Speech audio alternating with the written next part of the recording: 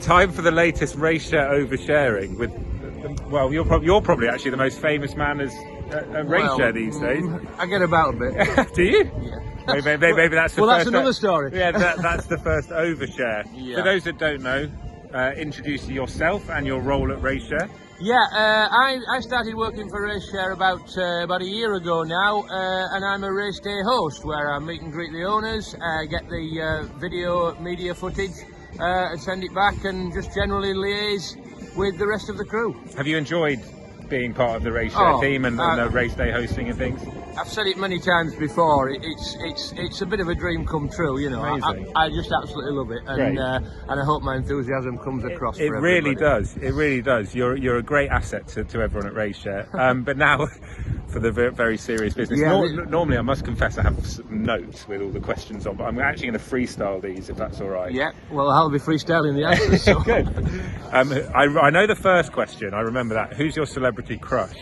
My celebrity crush. Well, I've got a few, to be honest. Go on, we've got plenty of time. Elle Macpherson used to be my celebrity crush. Australian. Yep, absolutely. I thought you had more.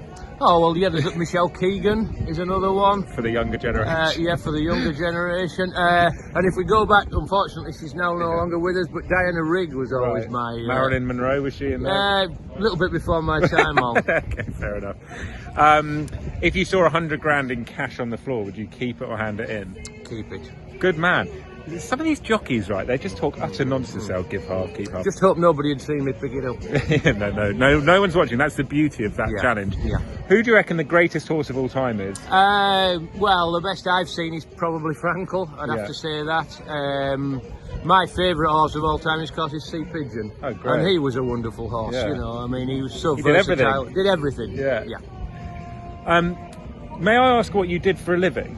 Yes, I used to work for the railway. I was worked for the railway for 35 years. A job that, possibly was not best suited to my talents, but it did allow me as a little bit of to get out and pop out. I worked in an office, and I used to have a little Sinclair micro telly. And when they were racing on, I used to nip off to the loo, and they used to think there was something wrong with me on race days. I think put a folder under my arm, you know, and go and watch the races. Oh, that's brilliant. So that's the first person I've shared that with. That was like me at school. I'd always need to go to the toilet when a big race was on. Exactly.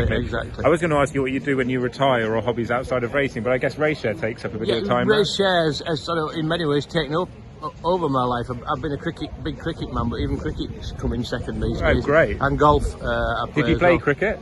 Yes, I still play. Who for? I play a bit for Yorkshire Ridings over 60s in the over 60s county championship, playing various over 50s sides, and my local club is Built in Ainsty CC, which is a bowler, small batsman, off spinner, batting the sort of low middle order. Right. Yeah. What's your highest score? 142 not out. Unreal. I've only had one ton or anywhere near a ton. 142 not out. You had to buy the drinks in the clubhouse afterwards. Yeah, I was celebrating for some time. Quite right. You know.